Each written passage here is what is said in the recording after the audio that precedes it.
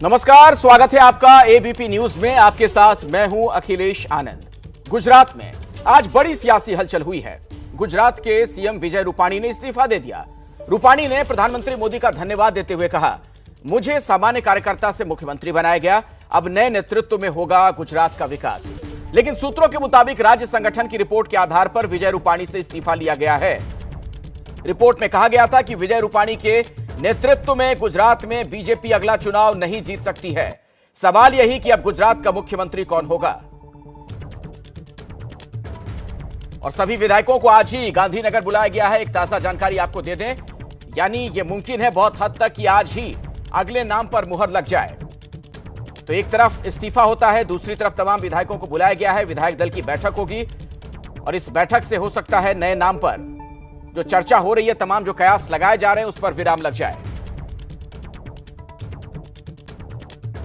माननीय प्रधानमंत्री जी के नेतृत्व एवं मार्गदर्शन में गुजरात समग्र विकास तथा सर्वजन कल्याण के पथ पर आगे बढ़ते हुए नए आयामों को छुआ है। गुजरात के विकास की यात्रा में गत 5 वर्षों में मुझे भी योगदान करने का जो अवसर मिला, उसके लिए मैं माननीय प्रधानमंत्री जी के बहुत आभारी हूं, आभार प्रकट करता हूं। मेरा मानना है कि अब गुजरात की विकास की यह यात्रा प्रधानमंत्री जी के नेतृत्व में एक नए उत्साह, नई ऊर्जा के साथ नए नेतृत्व में आगे बढ़नी चाहिए।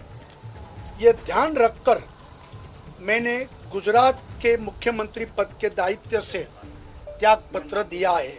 हम सब नरेंद्र मोदी जी के नेतृत्व में हर चुनाव लड़ते हैं। विजय रूपाणी के नेतृत्व का सवाल नहीं है और किसी का नेतृत्व का सवाल नहीं है। मोदी जी के नेतृत्व में भारतीय जनता पार्टी सभी राज्यों और केंद्र में चुनाव लड़ती है। इस बार भी हमारे पास बहुत मजबूत नेतृत्व है। उनके नेतृत्व में हम अवश्य चुनाव लड़ेंगे और अच्छी तरह से जीतेंगे। इसी मुद्दे पर आइए अब चर्चा करते हैं। हमारे साथ कई खास मेहमान जुड़ रहे हैं। वरिष्ठ पत्रकार दिबांग के पास भी हम चलेंगे। अहमदाबाद से हमारे साथ वरिष्ठ पत्रकार जपन पाठक जुड़ रहे हैं। भोपाल से कांग्रेस के प्रवक्ता अभय दुबे हमारे साथ मौजूद हैं और हमारे चैनल एबीपी अस्मिता के संपादक हैं रौनक पटेल, उनसे भी हमारी बातचीत होगी। दिल्ली यूनिवर्सिटी की प्रोफेसर गीता भट्ट भी हमारे साथ जुड़ गई हैं और अहमदाबाद से गुजरात विधानसभा में विपक्ष के नेता परेश धनानी भी हमारे साथ जुड़ रहे हैं, उनसे भी हमारी बातचीत होगी। सबसे पहले तो रौनक, आप ही के पास में आना चाहूंगा। आप वहां पर मौजूद हैं और जरा बताइए हमारे दर्शकों को कि अभी वहां क्या चल रहा है और ये जो कुर्सी की कबड्डी शुरू हो गई है, जो दौड़ शुरू हो गई है, सबसे आगे कौन से नाम है इसमें? देखिए, सबसे पहले तो सभी विधायकों को बुलाया गया है अहमदाबाद गांधीनगर के लिए। हालांकि विधायक दल की बैठक आज होगी या कल, उसको लेकर कुछ भी नहीं बताया गया है। मेरी पार्टी प्रेसिडेंट जो है बीजेपी के प्रदेश अध्यक्ष, उनसे बात हुई है। उनका कहना है कि राष्ट्रीय नेतृत्व तय करेगी कि विधायक दल की बैठक कब होगी। मेरे जो सूत्र है वो बता रहे हैं कि कल सुबह से लेकर दोपहर तक हो सकती है, क्योंकि अमित भाई शाह हो सकता है कि आज देर रात तक अहमदाबाद पहुंचे, गांधीनगर पहुंचे। अब बात हो रही है कि कबड्डी की। तो भाई साहब, ये कबड्डी नहीं, यहाँ तो क्रिकेट का गेम है, क्योंकि वाइस कैप्टन जो थे मिनिस्ट्री के वो थे नितिन भाई पटेल, जो नॉन सेकंड हैंड पे थे, क्योंकि वो इंतजार कर रहे थे कि उनको मौका मिले। क्योंकि पिछली बार जब मुख्यमंत्री तय किया गया था आनंदीबेन को हटाकर, तभी नाम आया था नितिन भाई को। यहाँ तक कि नितिन भाई ने लोगों को इंटरव्यू तक दे दिए गए थे। लेकिन लिफाफा जब खोला गया विधायक दल की बैठक में, और उसके पहले अमित भाई की, विजय भाई की मीटिंग हुई थी अहमदाबाद सर्किट हाउस में, और वहाँ तय किया गया था। और नितिन गडकरी जो पर्यवेक्षक के तौर पर आए थे, ऑब्जर्वर के तौर पर आए थे, और बताया गया उन्हें कि नहीं, नितिन भाई ने विजय भाई रूपाणी को बनाया जा रहा है। और विजय भाई रूपाणी तब पार्टी प्रेसिडेंट थे। अब क्योंकि तब पार्टी प्रेसिडेंट जो थे विजय भाई रूपाणी, वो उसके पहले विधायक तक नहीं थे, उसके ठीक पहले विधायक बने थे, उनको पार्टी प्रेसिडेंट बनाया गया। और उनको ही ठीक इसी प्रकार का वक्त है, 1-1.5 साल बाकी था, और उन्हें मुख्यमंत्री बनाया गया। तो अब अटकलें तेज ये हो गई है कि कहीं जो पार्टी प्रेसिडेंट CR पाटिल है, जो आज से 1 साल पहले पार्टी प्रेसिडेंट बने हैं, एक हो सकते हैं वो रेस में। दूसरा नाम चल रहा है मनसुख भाई मांडविया, जो प्रधानमंत्री नरेंद्र मोदी के काफी विश्वासु माने जाते हैं। उनको बड़ी जिम्मेदारी भी दी गई है केंद्रीय आरोग्य मंत्रालय की, और साफ सुथरा चेहरा भी, और सबसे बड़ी जो कम्युनिटी है पाटीदार कम्युनिटी, वहां से भी आते हैं। और क्योंकि पाटीदार CM आनंदीबेन को हटाकर विजय भाई को बिठाया गया था, तो एक आकलन चर्चा ये भी है कि कहीं मनसुख भाई को बनाया जा सकता है। तीसरा एक नाम आ रहा है प्रफुल्ल पटेल, जो दमन के प्रशासक है, और क्योंकि नरेंद्र भाई मोदी जब गुजरात में थे और तब वो उनके सरकार में गृह राज्य मंत्री भी रह चुके हैं और काफी करीबी भी माने जाते हैं। उनके फादर जो थे वो नरेंद्र भाई के करीबी माने जाते हैं और साफ सुथरी छवि भी थी और अच्छे एडमिनिस्ट्रेटर भी थे। हालांकि दमन का जो सिलवासा के सांसद की आत्महत्या का मामला आया उसके बाद अब सवाल है कि वो विवाद है, ऐसे में उनको बनाया जाता है नहीं बनाया जाता है। लेकिन एक बात और ये आ रही है, क्योंकि जो पिछली मिनिस्ट्री का एक्सपेंशन हुआ उसमें सौराष्ट्र को प्रतिनिधित्व दिया गया, केंद्रीय कैबिनेट की बात कर रहा हूं, जहां पुरुषोत्तम भाई रूपाला को प्रमोट करके केंद्रीय मंत्री बनाया, कैबिनेट मंत्री बनाया गया, मनसुख भाई को कैबिनेट मंत्री बनाया गया, यानी कि सौराष्ट्र को बैलेंस कर दिया गया है। उसके बाद दक्षिण गुजरात की बात करें तो दक्षिण गुजरात में CR Patil party president already है और वहां की जो सांसद थी सूरत की दर्शना जरदोश, उनको 2 बड़ी मिनिस्ट्री दी गई, रेल राज्य मंत्री बनाया गया और टेक्सटाइल मिनिस्टर बनाया गया। मध्य गुजरात पड़ता है तो मध्य गुजरात में देव सिंह चौहान जो सांसद थे उनको केंद्रीय कैबिनेट में स्थान दिया गया। सिर्फ उत्तर गुजरात एक ऐसा जोन है वहां से किसी को कोई बड़ा केंद्र में स्थान नहीं मिला। ऐसे में चर्चा ये बात की भी है कि हो सकता है नितिन भाई, क्योंकि नायब मुख्यमंत्री डेप्यूटी CM है, उनको प्रमोट किया जाता है और उनको नहीं प्रमोट किया जाता है तो गुजरात की राजनीति करीब से हम लोग जानते हैं। तो अब तक ये रहा है कि बड़े चमत्कार होते हैं, जो नाम नहीं सोचा है वही नाम आ जाता है। बिल्कुल, तो ये मौजूदा नेतृत्व की खासियत है, जिस तरफ आप इशारा कर रहे हैं रौनक पटेल, कि अचानक से कोई ऐसा नाम सामने आ जाता है जिसकी कहीं चर्चा भी ना हो रही हो। मैं इस पर आगे आपसे बात करूंगा, बहुत ही विस्तार से दर्शकों तक आपने पूरी जानकारी पहुंचाई है। मेरे साथ जपन पाठक भी हैं, सीनियर जर्नलिस्ट। जपन पाठक जी, आपका आकलन क्या कहता है, अचानक से ये जो बदलाव होता है, जो इस्तीफा होता है, क्या हम इसे माने कि वाकई में अचानक लिया गया फैसला है या इसकी पटकथा बहुत पहले लिख ली गई थी? नहीं, जून में ये भूपेंद्र यादव जो यहाँ के इंचार्ज है गुजरात बीजेपी के, वो यहाँ पे आए थे। उन्होंने 1-to-1 मीटिंग्स की थी भारतीय जनता पार्टी के यहाँ के काफी सारे बड़े नेताओं के साथ। और जैसे ही फंक्शन पूरा हुआ उसके बाद विजय भाई गए गवर्नर हाउस। और इंटरेस्टिंग बात है, बहुत बड़ा ऑब्जर्वेशन है, अब तक कोई भी मुख्यमंत्री केंद्रीय शायद रौनक तक आवाज नहीं जा पा रही है, देने रौनक तक शायद आवाज नहीं जा पा रही है। अपनी बात रखिए जपन पाठक जी। जी, यहाँ पे जून में भूपेंद्र यादव जो गुजरात बीजेपी के इंचार्ज है और अब तो केंद्र में मंत्री भी है, वो आए थे और यहाँ पे उन्होंने डिटेल्ड में यहाँ पे रुके थे और उन्होंने 2-3 दिन में यहाँ पे रुकने के दरमियान 1-to-1 मीटिंग्स की थी पार्टी के काफी सारे नेताओं के साथ। और ये मीटिंग में जो प्रश्न थे वो यही थे कि कोविड की सिचुएशन के बाद या इन जनरल आप देखें अब क्या माहौल है यहाँ पे राजनीति का, क्योंकि अगले साल इलेक्शन है। ये 1.5 साल पहले ये कवायद हुई और ये बड़ी यहाँ पे ओपन बात थी कि ये एक सर्वे हो रहा है एक तरह का पार्टी लीडरशिप के जरिए। और फिर भूपेंद्र यादव ने वहां जाके क्या रिपोर्ट दिया वो मालूम नहीं था, क्योंकि जाते हुए उन्होंने पत्रकारों को कहा था कि गुजरात के CM के पास इनफ ऑक्सीजन है, ये उन्होंने एक सांकेतिक तौर पे उस समय कहा था। और फिर सबने हेडलाइन बना दी थी यहाँ पे कि गुजरात के मुख्यमंत्री रहेंगे, बदलने वाले नहीं है ये कवायद के बाद। और उसके बाद जैसा कि आप जानते हैं कि कुछ मुख्यमंत्री जो आसाम के मुख्यमंत्री वगैरह जो है उनका केंद्र में एलिवेशन हुआ एज ए कैबिनेट मिनिस्टर केंद्र में, तो माना जाता था कि ये कवायद से पहले गुजरात का भी एक जायजा लिया गया कि विजय रूपाणी को भी यहाँ से लेके हम केंद्र में ले जा सकते हैं या फिर यही अभी रहने दे। लेकिन एक बड़ी बात ये थी कि पिछले महीने विजय रूपाणी सरकार के 5 साल पूरे हुए अगस्त में, और उसमें उन्होंने काफी सारे कार्यक्रम भी दिए। तो शायद ये बात थी कि 5 साल हमारे पूरे हो जाए, क्योंकि गुजरात में 5 साल पूरे करने वाले मुख्यमंत्री कम है। तो जब पिछले महीने एक कार्यक्रम हुआ, 9 दिनों का एक कार्यक्रम हुआ जन सेवा का, और 5 साल पूरे भी हो गए, तो उसके बाद ये हालांकि अनएक्सपेक्टेड है, लेकिन कुछ सुगबुगाहट जून में तो थी कि ये हो सकता है। और अगर आप देखें पैटर्न देखें, नरेंद्र भाई को भी केशु भाई के जगह पे लाया गया था, तो 2000 के जो 21st सेंचुरी के जो फर्स्ट इलेक्शन थे उससे पहले लाया गया था। अगर आप देखें आनंदीबेन पटेल को बदल के विजय रूपाणी को लाया गया, तो उन्होंने भी मैच, तो वो भी 1 साल पहले।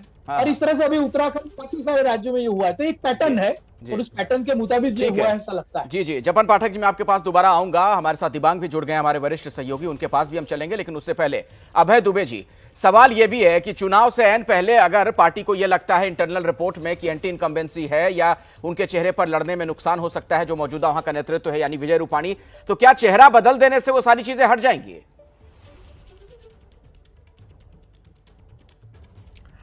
नहीं, देखिए, अगर यही तर्क दिया जाता है तो गुजरात में आज भी चेहरा नरेंद्र मोदी है।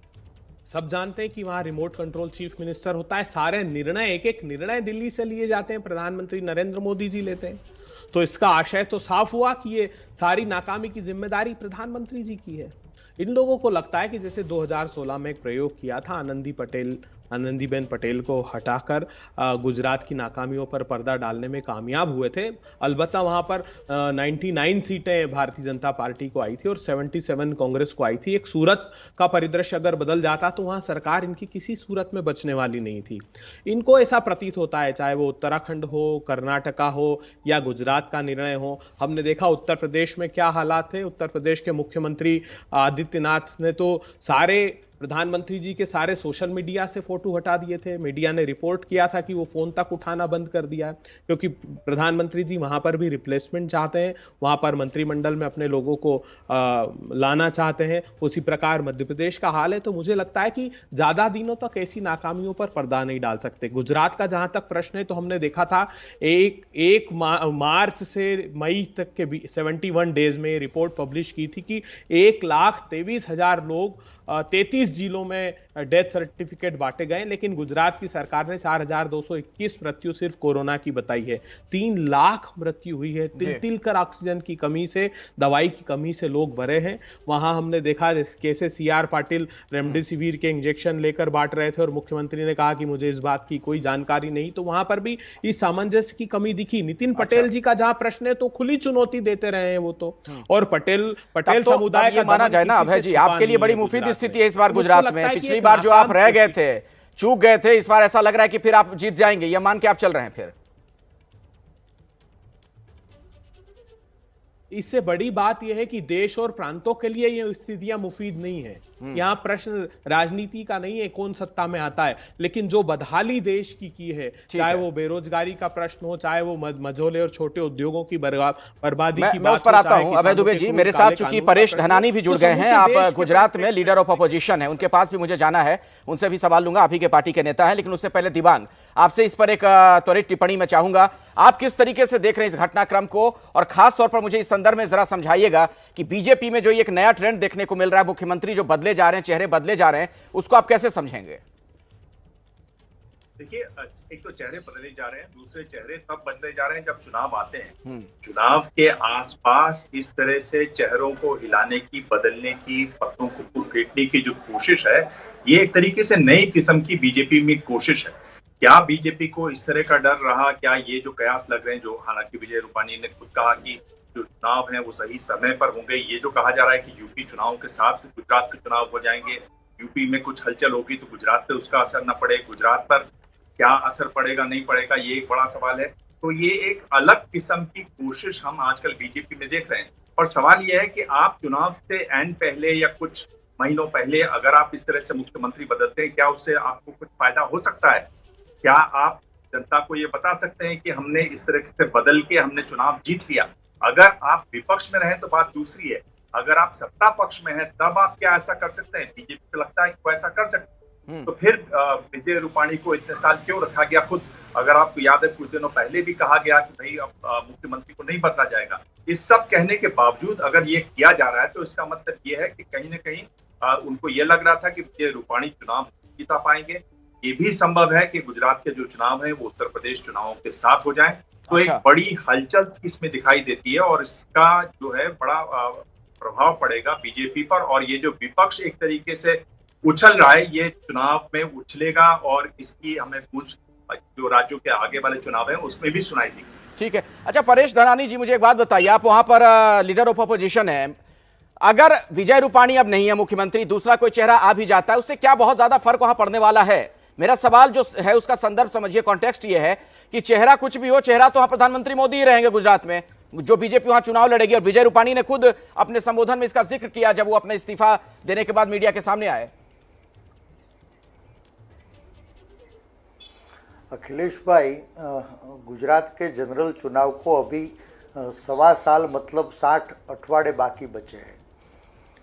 आज गुजरात के माननीय मुख्यमंत्री श्री विजयभाई जैसे एक सरल इंसान को भारतीय जनता पार्टी ने अचानक अकारण और आधी राह पे इस्तीफा दिलाया, उनका मुझे भारी दुख है। लेकिन बीते 25 साल से सतत शासन की धुरा संभालने वाली भारतीय जनता पार्टी की सभी मोर्चे पर विफलताओं को छुपाने के लिए शायद मुख्यमंत्री का चेहरा बदला गया हो, ऐसा मुझे लग रहा है। भाजपा ने चेहरा बदला है लेकिन अपनी नीति रीति नहीं। गुजरात की जनता भाजपा की नीति रीति से अब नाखुश है और नतीजा आने वाले दिनों में गुजरात परिवर्तन की ओर आगे बढ़ रहा है। आज जो मुख्यमंत्री श्री ने इस्तीफा दिया वो मुझे लग रहा है कि भारतीय जनता पार्टी की आंतरिक लड़ाई का खुला इकरार है। माननीय मुख्यमंत्री का इस्तीफा हो भारतीय जनता पार्टी की सरकार और संगठन के बीच जो लंबे दिनों से संघर्ष चल रहा था उनका प्रतिबिंब है। माननीय मुख्यमंत्री श्री का इस्तीफा वो भारतीय जनता पार्टी की सभी मोर्चे पे विफलता का खुला इकरार है।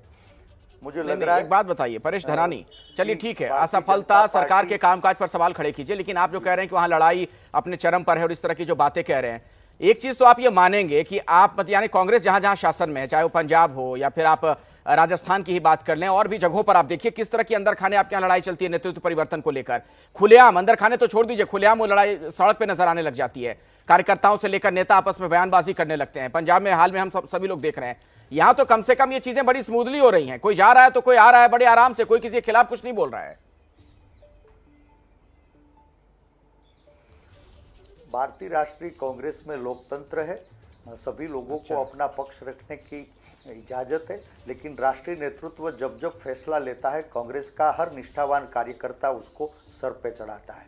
इतिहास उनका साक्षी है। भारतीय जनता पार्टी में बोलने की आज़ादी ही नहीं है। बिना वजह गुजरात के मुख्यमंत्री को अचानक क्यों बदला गया, ये हिंदुस्तान का सवाल है। और आप क्या बोलने की इतनी आजादी है कि सिद्धू यहां तक कह जाते हैं कि ईंट से ईंट बजा दूंगा। गुजरात में रूपानी साहब की सरकार तो रिमोट कंट्रोल से चल रही थी, ये गुजरात का बच्चा बच्चा जानता है। लेकिन आज मंदी, महंगाई, बेरोजगारी, अत्याचार, भ्रष्टाचार और कोरोना महामारी में जो पूरे गुजरात के अंदर मौत का तांडव रचा गया, मुझे लग रहा है कि उनके लिए सीधे माननीय प्रधानमंत्री श्री नरेंद्र भाई और गृह मंत्री माननीय अमित भाई जिम्मेदार है। अच्छा। और उनकी विफलताओं को छुपाने के लिए शायद गुजरात में मुख्यमंत्री का चेहरा बदला। गीता भट्ट जी आपको कुछ जवाब देना चाह रही हैं। जी गीता जी, क्या कहना चाह रही थी आप, बोलिए।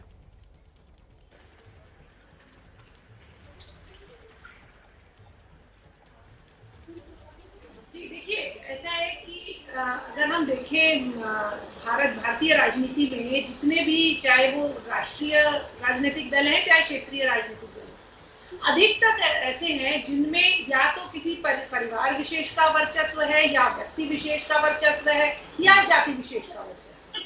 और उसी के आधार पर अगर वहां उनके पास किसी प्रकार से सत्ता आती है तो उसी प्रकार से शीर्ष नेतृत्व पर उसी जाति या परिवार का या वो व्यक्ति बैठता है। परंतु जहां ऐसी इस प्रकार की सोच नहीं है, और एक जो मतलब एक ही विगत आप देखिए कई वर्षों से, चाहे वो राष्ट्रीय पार्टी में जो है अध्यक्ष का पद हो या कोई भी और पद हो, आज समय समय पर उसमें बदलाव आता रहता है और एक तरह से जो ग्रूमिंग है, नए नेतृत्व उभर के सामने आते रहते हैं। और उसी प्रक्रिया में अभी चाहे वो उत्तराखंड रहा हो, कर्नाटक रहा हो, आप देखें वैसे ही कुछ बदलाव यहाँ भी सोचा जा रहा है। परंतु अगर आप बाकी राजनीतिक दल अभी जैसे बैठे हैं वक्ता वो बोल रहे थे, आपने स्वयं भी ये बात कही है, भाई छत्तीसगढ़ में आप देख लीजिए किस प्रकार से वहाँ छत्तीसगढ़ के जो मुख्यमंत्री हैं और जो वहाँ उनके मंत्री सिंह हैं, उनके बीच में जिस प्रकार से दरार है, किस प्रकार से वो दिल्ली आकर एक तरह से एक झगड़े को सुलझाने का प्रयास कर रहे हैं। बिल्कुल सबके सामने ये बात है। नहीं, लेकिन परेश धनानी कह रहे हैं, मैंने तुमसे यहाँ तक कहा कि पंजाब में तो सिद्धू यहाँ तक कह देते हैं कि उनकी बात नहीं मानी गई तो ईंट से ईंट बजा दूंगा, लेकिन परेश धनानी कह रहे हैं कि ये आंतरिक लोकतंत्र है दरअसल कांग्रेस में। देखिए, आंतरिक लोकतंत्र, शिष्टाचार और साथ में अनुशासन, ये सारी चीजें किसी भी राजनीतिक दल में होनी बड़ी आवश्यक है, जो कि कहीं ना कहीं अगर आप देखें कांग्रेस में वो बिल्कुल दिखाई नहीं दे रही है। राजस्थान में जिस प्रकार से हमने देखा, पायलट जी किस प्रकार से रूट कर अगर आ गए और कैसे किस प्रकार से वो सारा प्रकरण चला, वो भी आपने और हमने देखा है। जी। और उसके बाद उनको किसी प्रकार से समझा के ठीक है, अभय दुबे कुछ जवाब देना चाह रहे थे जल्दी से सर, उसके बाद मैं अगले मेहमान के पास जाऊंगा। अभय दुबे जी।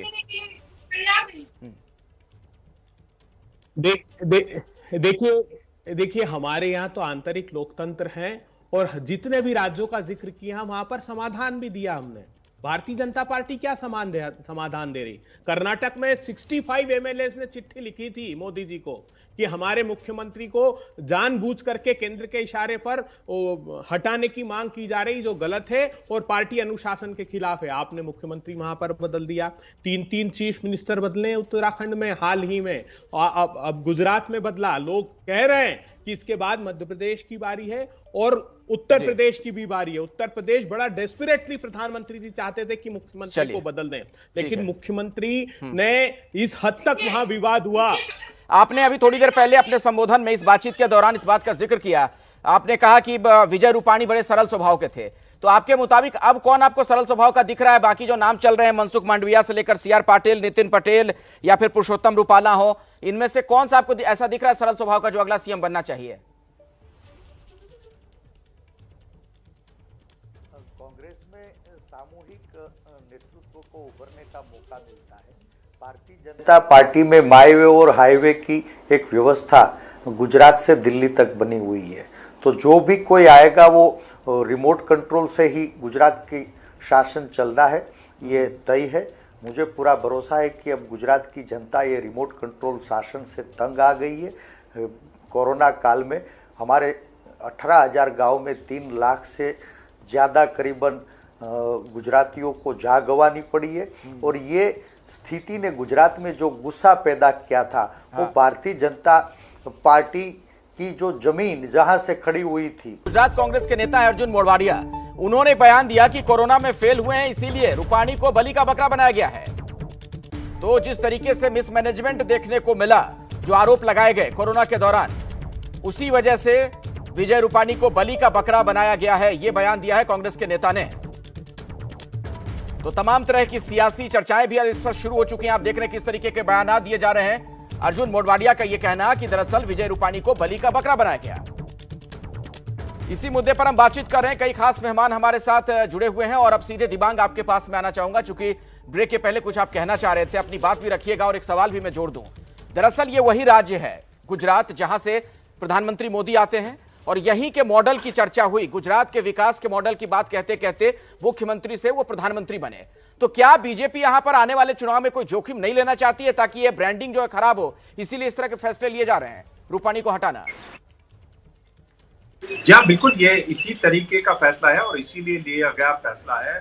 और मैं जैसा आपको कह रहा था कि विपक्ष जरूर उछलेगा इस पर, विपक्ष में उछाल आप देख रहे हैं आपके पैनल में भी। और मैं ये कह रहा हूँ कि जो गुजरात का चुनाव है वो सिर्फ मुख्यमंत्री पर नहीं होता, उसमें और चीजें भी जुड़ती हैं, तय होती हैं उसमें चीजें। यानी सबसे बड़ा जो वहां पर कार्ड है वो स्वयं प्रधानमंत्री नरेंद्र मोदी है, और जिस तरह का वो सघन प्रचार करेंगे, एक वो बात है। दूसरा, ऑर्गेनाइजेशन के स्तर पर बहुत मजबूत ऑर्गेनाइजेशन है बीजेपी का गुजरात में, लगातार उसमें मजबूती की कोशिश चलती रहती है। एक विचारधारा वाली पार्टी है, एक उनकी अलग किस्म की सोच है, जो सोच है उस पर मानने वाले लोग हैं वहां पर। चौथी जो बड़ी बात वहां पर होती है, गुजराती अस्मिता की बात बात प्रधानमंत्री हैं गुजरात से, गृह मंत्री अमित शाह हैं गुजरात से, ये एक बहुत बड़ी बात होती है गुजरात के लोगों के लिए। इसके साथ एक और चीज जो जुड़ती है वो वहां सुशासन कहाँ हुआ कि नहीं हुआ, वो एक कमजोर कड़ी के तौर पर जरूर देख सकता है विपक्ष, लेकिन उसी की काट यहाँ ढूंढी गई है कि आपने जो कमजोर कड़ी थी उसको हटा दिया। अब आपके पास बाकी जितने भी हथियार हैं वो उतने ही मजबूत हैं जितने पहले थे। एक जो कमजोर कड़ी थी उसको हटाकर अब आप एक और मजबूत हथियार या एक और उम्मीदवार लेकर आए हैं, जिस पर आप ये कह सकते हैं कि मैं हूँ, यहाँ पर गृह मंत्री है, हमारी विचारधारा है, हमारी पार्टी है, हमारा ऑर्गेनाइजेशन है, गुजरात की अस्मिता का सवाल है।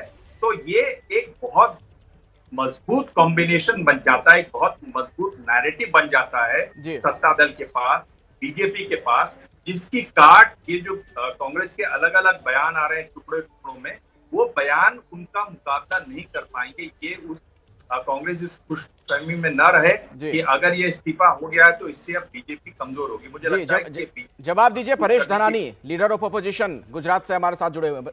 दिबांग ने जो कहा उसका जवाब। अखिलेश भाई, गुजरात में पैदा हुआ हूँ, गुजरात में बड़ा हुआ हूँ और गुजरात को समझता हूँ। मुझे जो लग रहा है कि गुजरात में भारतीय जनता पार्टी का मोदी मॉडल वो स्वार्थ और भय की दीवार के बीच पूरे देश को फंसा दिया है। लेकिन आज गुजरात का जन जन जानता है कि 25 साल के शासन के बावजूद कोरोना महामारी में आरोग्य सेवा की कमी ने 3 लाख से ज़्यादा गुजरातियों को स्मशान लंबी कतारों पे खड़ा कर दिया। और इनकी ये गुनाहित जिम्मेदारी के लिए जिम्मेदार कौन, ये गुजरात सवाल पूछने लगा है। मुझे पूरा भरोसा है कि जब कोरोना महामारी में पूरी दुनिया आरोग्य सुविधा खड़ी करने में व्यस्त थी, तब देश और प्रदेश में भारतीय जनता पार्टी की सरकार ने ताली और थाली बजाने में समय बिता दिया और खामियाजा गुजरात की जनता को भुगतना पड़ा। गुजरात की जनता इस गुनाहित बेदरकारी को माफ़ करने वाली नहीं है। मुझे पूरा विश्वास है कि आने वाले 1.25 साल में हमारी जो न्याय यात्रा है गुजरात के 18,000 गांव में जन जन तक पहुंचने के लिए कांग्रेस का हर कार्यकर्ता कोविड वॉरियर के रूप में काम कर रहा है।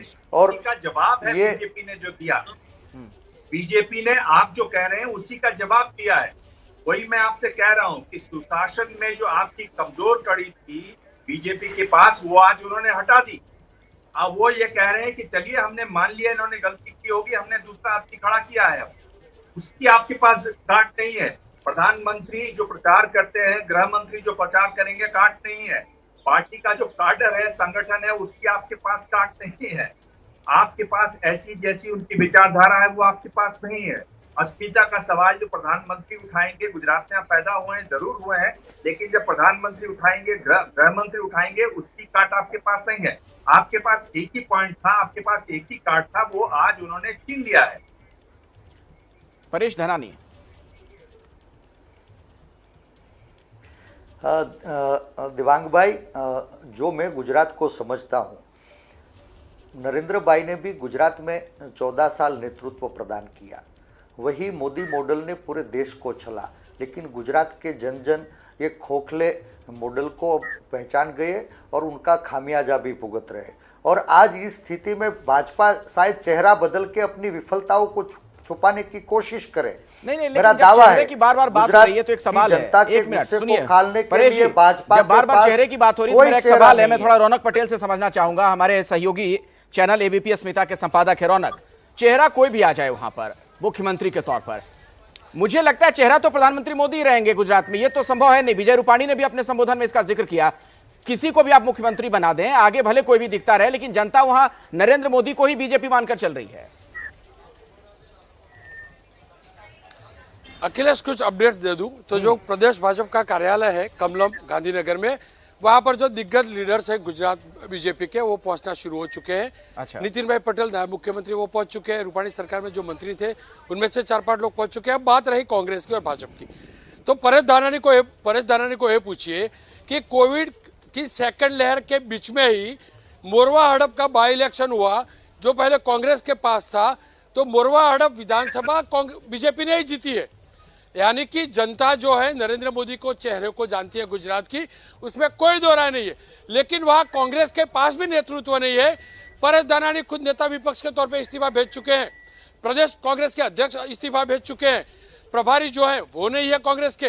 तो ऐसे में कांग्रेस अपनी बात रखे और खास करके कोरोना वाला बहाना बनाए, वो कतई माना नहीं जा सकता। हाँ, ये जरूर है कि विजय भाई रूपाणी और CR पाटिल दोनों में काफी मनमुटाव था, क्योंकि दोनों अलग अलग किस्म की सोच वाले थे। एक पार्टी से जरूर जुड़े थे, लेकिन जो CR पाटिल है बहुत हाई प्रोफाइल लीडर थे और बहुत स्ट्रॉन्ग डिसीजन मेकर्स है। और विजय भाई जो थे वो सॉफ्ट स्पोकन थे, मृदुभाषी थे। और अफसर जो थे, कहा यह जाता था, बीजेपी के अंदर ही जो विधायक थे वो बार बार कहते थे कि अब बाबूशाही चल रही है, और उसी चीज को लेकर पार्टी में एक नाराजगी थी। और जो बदलाव किया गया है, बदलाव भले आज आया, और भले परेश दानानी बता रहे हो कि अचानक क्यों बदला गया, लेकिन परेश दानानी भी जानते हैं, मैं भी जानता हूं, गुजरात का बच्चा जानता है। पिछले 6-8 महीने से बात चल रही थी कि विजय रूपाणी को बदला जाएगा, क्योंकि दोनों के बिचाव की जो कार्य पद्धति थी वो अलग थी। और क्योंकि अब जब 17 में चुनाव हुए तो सिर्फ 99 बैठकें आई थी, बहुत मेहनत के बाद जीते थे और अब की बार जो है बड़ी जीत दिखानी है और पार्टी जानती है कि सीआर पाटिल के साथ ऐसा चेहरा चाहिए जो दोनों के बीच में कोऑर्डिनेशन भी हो। नहीं, लेकिन एक सवाल है यहाँ से जपन पाठक जी से, इसका मैं जवाब चाहूंगा। जपन भाई, एक सवाल है यहाँ से, सवाल यह है कि क्या चेहरा बदल देने से, विजय रूपाणी को अगर बदल दे रही है चुनाव से पहले पार्टी, तो जनता भूल जाएगी कि उनके कार्यकाल में क्या हुआ नहीं हुआ? नहीं, आप देखिए विजय रूपाणी, मैं जरा इसको ट्रैक पे लाता हूं। पिछले साल यहाँ पे 8 असेंबली के बाई इलेक्शन हुए, सारे में भाजपा जीती और काफी सारी तो कांग्रेस के पास से छीनी और अक्रॉस सेक्शन थी, आदिवासी, पाटीदार, क्षत्रिय डोमिनेटेड, मुस्लिम डोमिनेटेड, सारे एरिया में से। इस बार भी, अभी इस साल भी यहाँ पे लोकल इलेक्शंस हुए, सारी डिस्ट्रिक्ट पंचायत भाजपा निकाल के आई, सारी म्युनिसिपल कॉर्पोरेशन भाजपा निकाल के आई। पिछली बार से बहुत अच्छा प्रदर्शन और ये सब विजय रूपाणी और सीआर पाटिल के नेतृत्व में ही हुआ। तो मैं ये नहीं समझता हूं कि कोई अगले साल विजय रूपाणी के रहते भाजपा हार जाने वाली थी इलेक्शन। हो सकता है कि जो एक्सपेक्टेड स्कोर है, जो प्राइम मिनिस्टर के स्टेट में एक्सपेक्ट किया जा सकता है, जो सीआर पाटिल कह रहे हम सारी 182 जीतेंगे, चलिए वो तो छोड़िए, लेकिन पिछली बार विजय रूपाणी और नितिन पटेल के नेतृत्व में सबसे कम सीट आई थी भाजपा के शासन की पार्टी में रहते हुए। तो इस साल स्कोर ज्यादा बेटर करने के लिए हो सकता है कि ये हुआ है। अच्छा। ये तो माहौल डेफिनेटली नहीं था, अभी की कांग्रेस की परिस्थिति को देखते हुए ये माहौल डेफिनेटली नहीं था। तो विजय रूपाणी को रहते हुए अगले साल भाजपा, जल्दी से आप कुछ कहना चाह रहे थे, जल्दी हो सकता है। देखिए विडंबना देखिए, जब पिछली बार 99 सीट आई तो ये महोदय कह रहे थे कि नितिन पटेल और रूपाणी जी के नेतृत्व में ये चुनाव लड़ा। अरे तब भी तो प्रधानमंत्री मोदी जी थे चेहरा, वो तो प्रचंड बहुमत से जीतकर केंद्र में प्रधानमंत्री बने थे और गुजरात मॉडल देश भर में परोसा था। पूरे हिंदुस्तान के बाई इलेक्शन के परिणाम देख लीजिए, जहां सत्ता होती है उसकी तरफ इंक्लाइंड होते हैं। लोकल बॉडी के इलेक्शन भी देख लीजिए, उत्तर प्रदेश जरूर एक्सेप्शन एक है, जहां गोरखपुर में भी हार गए, वाराणसी में भी हार गए, लखनऊ में राजनाथ सिंह जी के यहाँ भी ये लोग बुरी तरह पंचायत में पराजित हुए। अब समय नहीं है, मैं एक आखिरी सवाल आपसे पूछना चाह रहा हूं।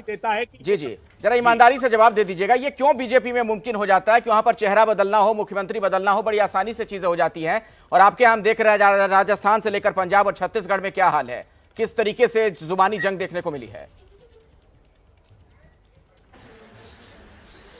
जहां पर नेतृत्व का अहंकार होता है वहां पर बोलने का अवसर ही नहीं दिया जाता है और बदल दिया जाता है। जहां आंतरिक प्रजातंत्र होता है वहां मतभिन्नता होती है, मगर समाधान जो हमारे प्रजातंत्र में ईंट से ईंट कहां बजाते हैं? इस तरीके के बयान जो दे दिए जाते हैं, फिर तो सवाल ये खड़ा होगा कि फिर अनुशासन नहीं है पार्टी के अंदर, जिसको आप लोकतंत्र कह रहे हैं। आदित्यनाथ, अरे आप नहीं दिखाते हैं, लेकिन अनुशासन बहुत बदतर स्थिति में उत्तर प्रदेश में। आदित्यनाथ जी ने क्या हाल किया है सार्वजनिक है, क्यों तस्वीरें हटा दी प्रधानमंत्री जी की? अरे अपने सारे सरकारी सोशल मीडिया पर तस्वीरें हटा दी। समय नहीं है मेरे पास। परेश धनानी चूंकि लीडर ऑफ अपोजिशन हमारे साथ जुड़े हुए, कुछ कहना चाह रहे थे सर, 20 सेकंड में जल्दी से, समय नहीं है। धनानी साहब जल्दी से। मैं एक ही बात जोड़ना चाहूँगा, जो हमारे साथी कह रहे थे भाजपा में किसी को बोलने का अधिकार नहीं है।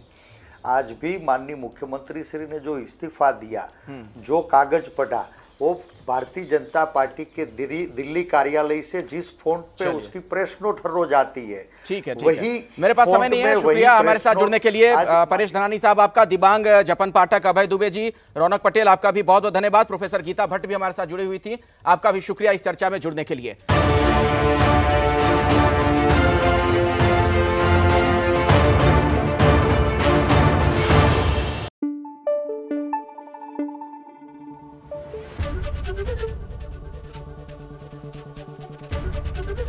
एबीपी न्यूज आपको रखे आगे।